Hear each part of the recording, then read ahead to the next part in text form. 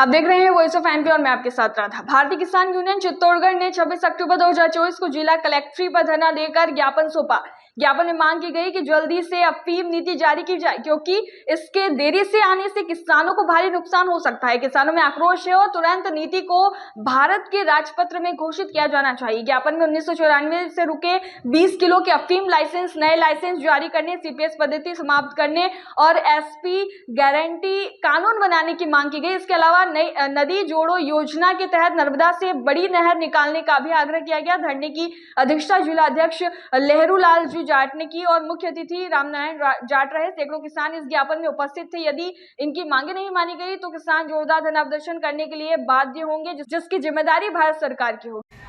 हाँ भाई साहब, लगातार जो है अफीम पॉलिसी बड़ी लेट होती जा रही है और जिस तरीके से कहा जा रहा था अक्टूबर के पहले सप्ताह में अफीम पॉलिसी का ऐलान कर दिया जाएगा, लेकिन किसानों के खेत तैयार हैं, किसान इंतजार में हो और पिछले 10 सालों की बात करें तो बड़ी लेट इस साल अफीम पॉलिसी हो चुकी है। तो क्या मानते, किसको आप इसको दोषी मानते? क्या अधिकारी लेट मानते हैं या फिर नेताओं की जो है दिल्ली में नहीं चल रही? क्या कहेंगे आप?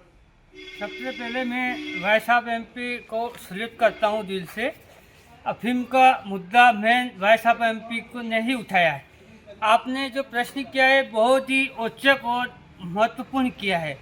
मेरा ये कहना है, मैं भारतीय अफीम किसान संघर्ष समिति 2008 से आंदोलन करती आ रही है और ये इस संबंध में ये हो रहा है कि अभी ये मतलब क्या है कि किसानों की दिवाली पे मतलब अफीम को पौधों तैयार भी जाए हर साल, लेकिन यानी साल 9वां महीना में हर साल की पहला हफ्ता में नीति घोषित की जाए, लेकिन यानी साल कई कारणवश ऐसा सुनवा में हीरो है कि सीपीएस की वजह से सरकार असमंजस में पड़ रही।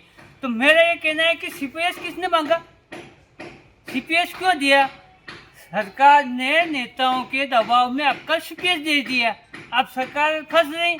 तो मैं आप ये समय पर इसको लेकर समय पर नीति जारी नहीं कर रहे हैं और इधर किसान लेट हो रहे हैं, तो फिर पौधा गर्मी में पड़ेगा तो उसका दंड क्यों भुगतेगा?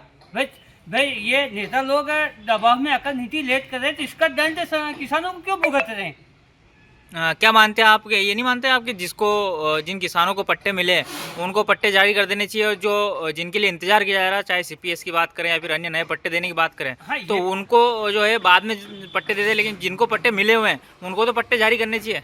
ये भी बात सत्य है, लेकिन इनको सरकार तो देने को तैयार है, लेकिन स्थानीय और सांसद इनको डर है कि हम आधे से सीपीएस के 50,000 पट्टे हैं करीबन, इतने पट्टे रोक देंगे तो इनकी खटिया मतलब ये इनके क्षेत्र में रहना मुश्किल पड़ जाता है। इसलिए इन्होंने सरकार पे दबाव बना रखा है कि या तो सारे पट्टे वही चेहरे में दो या फिर कुछ न कुछ विडम्बना संशोधन निकालो ताकि हमारा भी कुछ एरिया में घूमने जैसा रह जाए। और हमारा तो ये कहना है कि वास्तविक बात तो किसानों की हित की सरकार तो कर रहे हैं कि जो चालू पट्टे उसको तो दे, जो समय पर मतलब अफीम बो सके।